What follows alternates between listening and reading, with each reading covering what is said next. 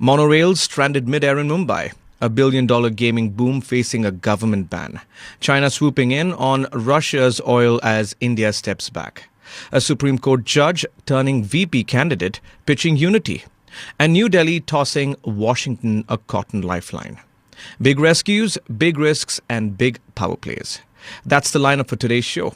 Good morning and welcome to Top of the Morning by Mint, your smart daily briefing on what matters. From big moves in business to headlines shaping India and the world. We cut through the noise so you start your day informed and ahead. It's Wednesday, August 20th. I'm Nelson John. Let's get started.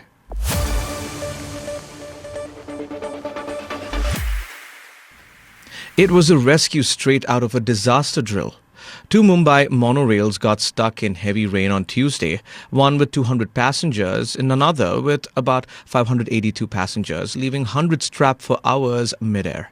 At Mysore Colony, rescuers battled for 3 hours to free over 500 passengers from a 4-coach monorail stranded on a curve.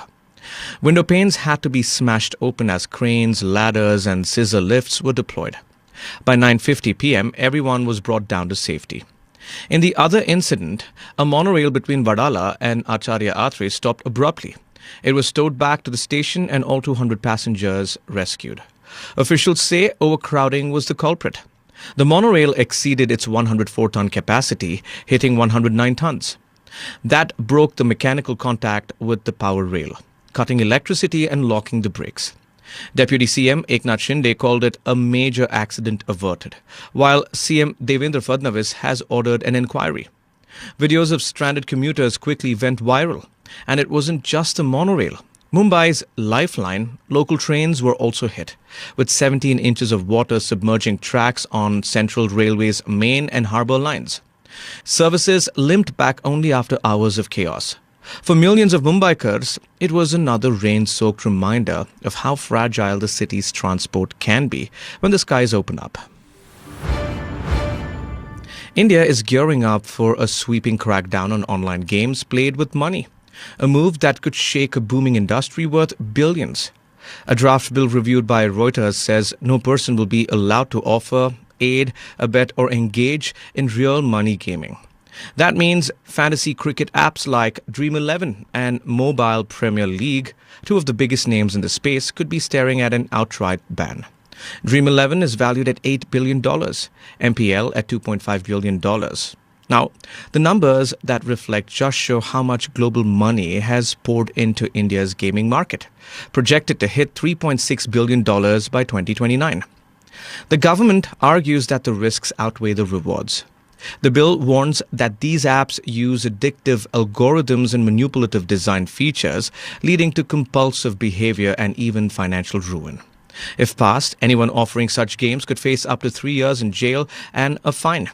Fantasy sports apps have exploded in popularity, especially during the IPL season, with users paying as little as 8 rupees to join leagues with prize pools running into millions. Endorsements from top cricketers have only turbocharged the growth. But now, India's message is blunt. Play all you want, just not with money. India's appetite for Russian oil is cooling and China is quietly snapping up the slack. Analysts say Chinese refiners have bought at least 15 cargoes of Russian Ural crude for delivery in October and November. Each shipment carries up to 1 million barrels. That's a sharp shift, because until last month, India was Russia's biggest seaborne buyer. As discounts on Russian barrels narrowed, Indian state refiners paused purchases, cutting imports by nearly 700,000 barrels a day. China, the world's largest oil importer, usually favors ESPO crude shipped from Russia's Far East. But with cheaper Urals now on offer, priced $2 to $3 lower than Middle Eastern grade, state firms and independents rushed to lock in supplies earlier this month. The move could weigh on the Dubai crude market, already softening as seasonal demand fades. Still, analysts warn Beijing won't absorb all the extra Russian supply. Urals isn't a baseload crude for Chinese refineries. And there's another risk: U.S. sanctions. President Donald Trump has hinted he may target countries buying Russian oil, saying last week he might, in 2 or 3 weeks, consider penalties if peace talks with Russia stall. So what we're seeing is this: India steps back, China steps in, but with one eye firmly on Washington. The opposition's vice presidential pick, B. Sudarshan Reddy, set the tone on Tuesday with a simple message. There's only one citizenship in this country. Speaking about his upcoming contest with the NDA's nominee, Maharashtra Governor C.P. Radhakrishnan, Reddy told ANI, "Myself and C.P. Radhakrishnan ji are Indian nationals. Whether it's south, north, east, west, nothing matters." Both candidates hail from the south, Radhakrishnan from Tamil Nadu and Reddy from Andhra Pradesh, making regional identity a quiet backdrop to this race. The vice president is elected by members of the parliament, not the public. Political parties may sponsor candidates, but it's parliamentarians who elect the vice president. Reddy reminded. The election is set for September 9th, with nominations closing August 22nd. Reddy, a former Supreme Court judge and the first Lokayukta of Goa, was announced as the India Bloc's candidate after a strategy meet at Congress chief Mallikarjun Kharge's residence. Now, who is B. Sudarshan Reddy? Born in 1946, he began his career in the Andhra Pradesh High Court, later became Chief Justice of the Guwahati High Court, and in 2007 rose to the Supreme Court. He retired in 2011 and briefly served as Goa's Lokayukta in 2013. So what's next? Expect a heated political battle as both camps rally MPs for support, with unity as Reddy's opening pitch. In what looks like a diplomatic olive branch, India has scrapped customs duty and agriculture cess on cotton imports, at least for 6 weeks. The exemption, effective August 19th to September 30th, is expected to directly benefit American exporters who have been pressing for easier access to the Indian market. Until now, cotton imports carried about 11% duty.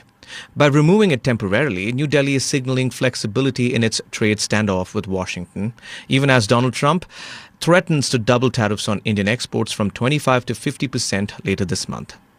Now, for India, this move isn't just political. It's practical. Cotton output has been slipping for 3 straight years and domestic prices have stayed high, squeezing textile makers ahead of the festive season. Cotton drives nearly 80% of India's textile exports and employs 35 million people. Industry bodies had been warning of cost pressures, urging the government to align local prices with global rates. Analysts call it a calibrated gesture. It eases U.S. concerns without giving up leverage, since the exemption ends in late September. And with China slapping extra duties on American cotton, the U.S. now sees India as an attractive alternative market. But here's the twist. Just as India opens its doors, the U.S. has cancelled its scheduled trade talks in India for August 25th. No new dates has been announced. So while cotton may cool tempers for now, the bigger tariff war still looms. That's all for today. Thank you for joining in. We are eagerly looking forward to our next Top of the Morning episode, which will be packed with the latest news. Until then, this is Nelson John signing off. Have a great day.